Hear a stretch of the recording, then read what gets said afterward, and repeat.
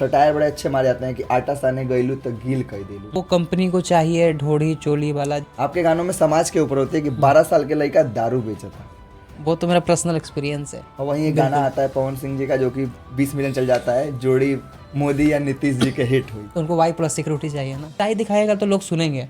बिल्कुल। और भोजपुरी इंडस्ट्री धीरे धीरे सच्चाई से दूर जा रही है।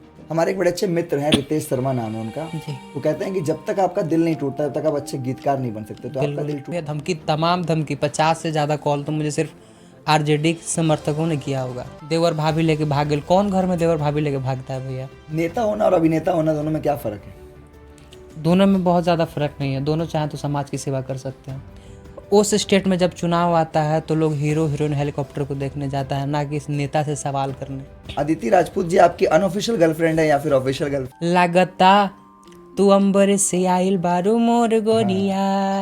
ठीक है। सरकार को बोलते रहूंगा, उसके लिए मुझे जेल जाना पड़े तो मैं। सोशल मीडिया पे आप रहते हैं। हाँ। वो कौन सी ऐसी 3 इन्फ्लुएंसर है जिसने आपसे आके कह दिया कि आकाश जी चंदा उधार चाहिए तो आप उनके लाके दे देंगे? देख के हमारे तौर का है। हाँ, फटाता है। हाँ। नमस्कार, स्वागत है आपका द बिहार विजन पॉडकास्ट में। मेरा नाम है आलोक। हर वो इंसान जो कर रहा है निरंतर प्रयास, वो है सुपर हीरो। लेकिन सुपर हीरो की एक खासियत होती है कि वो अपने आसपास की चीज़ों को बदलने का जोश रखते हैं और अपने आसपास की चीज़ें बदलने का अनुभव रखते हैं। आज हमारे जो गेस्ट है बिहार विजन के पॉडकास्ट पे, बताना चाहूँगा कि वो आधुनिक सोच के गायक हैं, आधुनिक तरह से लिरिक्स लिखते हैं और बहुत ही आधुनिक तरह से म्यूज़िक कंपोज करते हैं। वो मानते हैं कि अगर उनको मंच दिया गया है तो वो उस मंच को सम्मान करेंगे, उस मंच का आदर करेंगे और उस मंच के द्वारा एक मैसेज पहुंचाएंगे लोगों तक। उनका मैसेज बहुत अच्छे तरीके से आती है। जहां इस समय चुनाव के चलते हर एक गाने में आपको किसी ना किसी पार्टी का प्रोपोगंडा दिखेगा, इनके अंदर दिखती हैं समस्याएं। ये करते हैं लोगों की समस्याओं को उजागर, बताते हैं कि क्या परेशानी है और क्या डिमांड है पब्लिक की डिमांड को समझना, पब्लिक को एक नया रस, नए तरीके से देना। फ़ैन ये किसके रह चुके हैं ये हम जानेंगे, लेकिन इनके कुछ गाने जो लाइन है वो दिल पे घाव कर जाती है। बातें करेंगे इनसे बहुत सारी कि किस तरह से, क्या सोच है इनके पास और किस तरह से ये भोजपुरी और बिहार को आगे बढ़ाने की क्षमता रखते हैं। मैं बात कर रहा हूँ हमारे नए उभरते हुए कलाकार का, जिनके पास बहुत ही प्रतिभा है। बस आपको ज़रूरत है इनके प्रतिभा को देखने की, परखने की। स्वागत करना चाहूँगा द बिहार विजन टीम की तरफ से हमारे आज के ऑनरेबल गेस्ट आकाश चौहान जी का। नमस्कार आकाश जी, कैसे हैं आप? बढ़िया, आप बताइए। मैं बस बहुत बढ़िया हूँ, कृपा है आपकी। तो एक 9 नवंबर 2003, जी। आप मुझसे करीबन 4-5 साल छोटे हैं जी। लेकिन अनुभव, सोच और साथ ही साथ जिस तरह के पैमाना रखते हैं, ट्राई कर रहे हैं। हम उतना ट्राई नहीं कर रहे हैं, हम कह देते हैं लोग जेनजी, लेकिन जेनजी में इस तरह की सोच रखना कहाँ से आती है ये सोच? थोड़ा बताइए, कहाँ से आते हैं आप? मैं तो, मेरा गांव आरा से मतलब 50 किलोमीटर और सासाराम से भी वहीं लगभग दोनों के बीच में है। रोहतास जिले के मानी गांव और प्रखंड विक्रमगंज से पास। वहीं से मेरा 10th तक पढ़ाई लिखाई सारा कुछ हुआ। ठीक है। और अभी फ़िलहाल कहाँ रहते हैं आप या फिर क्या कर रहे हैं? अभी तो मैं गुड़गांव में हूँ। गुड़गांव मेरी कंपनी है मैट्रीटेक। ठीक। मेरी ऑफिशियल चैनल है। बाकी इतना मैं खुश हूँ मैं और जनता की आवाज़ उठाने को हमको अभी इस बारे में बात करेंगे। समय मिल घर रहा में है। कौन कौन है आपके परिवार में? कौन कौन है? बस 2 भाई, 1 भाई बहन, माता पिता और दादी। ठीक है। सफ़र स्टार्ट होता है करीबन कोविड के टाइम से ही मैं समझ सकता हूँ कि आपका सफ़र स्टार्ट होता है। कोविड से पहले से, कोविड से 2018 के दुर्गा पूजा में मेरा पहला गाना आया था तरंग म्यूजिक से, 2 गाने। ठीक है। वो गाना आया, लेकिन जो एक कलाकार की पहचान होती है, वो पहला हिट आया आरा से बानी। नहीं, उससे पहले मेरा गाना बज चुका है पगला पगली। रोमांटिक सॉन्ग था, सूफी सॉन्ग था। नहीं, वो काफी पहली बार रैप में लोग उसको सुना था। पटना के लड़की बड़ा कूल हो खेली, आरा के लड़की ब्यूटीफुल हो खेली, बक्सर में पूरा बवाल हो गई, तारीफ सुन के गाल लाल लाल हो गई लाल। तो ये बहुत हिट हुआ था रील्स पे। ये पगला पगली 2-3 नहीं, उस टाइम पगला पगली 2 था और एक वो था आरा जिला। ये आरा जिला का लाइन था। अच्छा।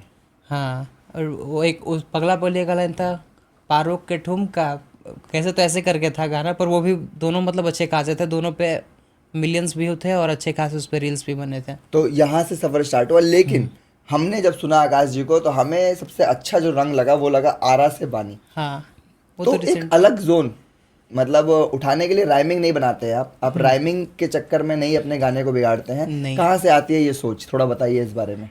बस इंटरनेशनल आर्टिस्ट को सुन के कि मुझे किसको कुछ सुनते हैं? कैनिये वेस्ट का मैं बहुत बड़ा फ़ैन हूँ, और फिर से सिद्धू मूसेवाला, इन लोगों को मैं सुनता हूँ, फॉलो करता हूँ। ठीक है। सिद्धू मूसेवाला के कितने बड़े फैन हैं आप? बहुत बड़े भाई, वो तो रिवोल्यूशनरी आदमी है भाई, उसी से उन्हीं को सोच के इंस्पायर होकर तो मैं 124 बनाया था। जी, 295 का 124। हाँ।